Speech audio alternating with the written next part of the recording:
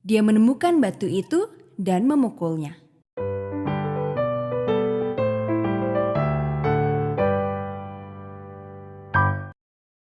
Halo semuanya, cerita hari ini berjudul Aliran Berkat. Ayat hafalannya diambil dari Yohanes 7 ayat 37 yang mengatakan, "Barang siapa haus, baiklah ia datang kepadaku dan minum." Pernahkah kamu benar-benar haus dan tidak dapat menemukan apapun untuk diminum? Itulah yang dirasakan orang Israel ketika mereka sampai di perkemahan baru mereka dan tidak menemukan air. Itu terjadi kira-kira seperti ini. Sudah waktunya untuk bergerak lagi. Orang Israel mulai terbiasa berkemah. Mereka bisa mendirikan dan membongkar tenda mereka dengan sangat cepat sekarang. Kehidupan di gurun sangat berbeda dengan kehidupan di Mesir. Di Mesir, mereka bekerja sebagai budak, membangun istana dan kuil. Sekarang, mereka pergi dari satu tempat ke tempat lain mengikuti pimpinan Tuhan. Tuhan telah menjaga mereka dengan begitu banyak cara yang berbeda. Dia telah melindungi mereka ketika semua tulah datang ke Mesir. Ketika Firaun mengejar mereka, Tuhan telah membuka jalan keluar melalui laut. Saat mereka melanjutkan perjalanan mereka, Tuhan telah menyediakan mana, makanan untuk mereka. Mereka dapat melihat kehadiran Tuhan dalam tiang awan pada siang hari dan tiang api pada malam hari. Padang gurun adalah tempat yang tidak ramah. Itu menjadi sangat panas di siang hari sehingga kamu hampir bisa memasak di atas batu-batu yang panas. Pada malam hari, suhunya dingin. Kamu perlu mengenakan pakaian tebal agar tetap hangat. Mereka telah tiba di Rafidim, perkemahan baru mereka. Semua orang lelah, haus dan berdebu setelah berjalan jauh. Ternak-ternak menangis meminta air.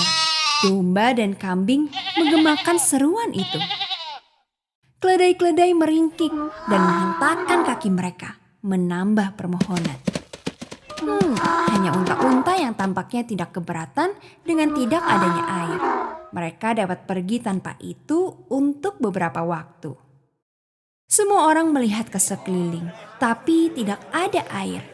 Orang-orang mulai saling bertanya, apakah mereka menemukan air? Jawabannya selalu sama, tidak. Segera orang-orang mulai mencari Musa. Ketika mereka menemukannya, mereka mulai mengeluh. Beri kami air untuk diminum. Kami haus. Keluarga kami kehausan. Hewan kami haus. Kita harus punya air atau kita akan mati. Musa tampak sedih. Dia tahu bahwa Tuhan akan menyediakan semua kebutuhan mereka. Mereka telah melihat Tuhan melakukan begitu banyak hal bagi mereka. Tentunya mereka harus memahami bahwa Tuhan telah membawa mereka ke sini dan Dia akan menyediakan air. Musa menjawab, Mengapa kamu bertengkar denganku? Mengapa kamu mencobai Tuhan? orang-orang tidak mendengarkan. Mereka hanya mengeluh. Mengapa kamu membawa kami keluar dari Mesir? Kami semua akan mati. Musa tidak tahu harus berbuat apa. Dia berpaling kepada Tuhan dalam doa. Tuhan, apa yang harus aku lakukan dengan orang-orang ini?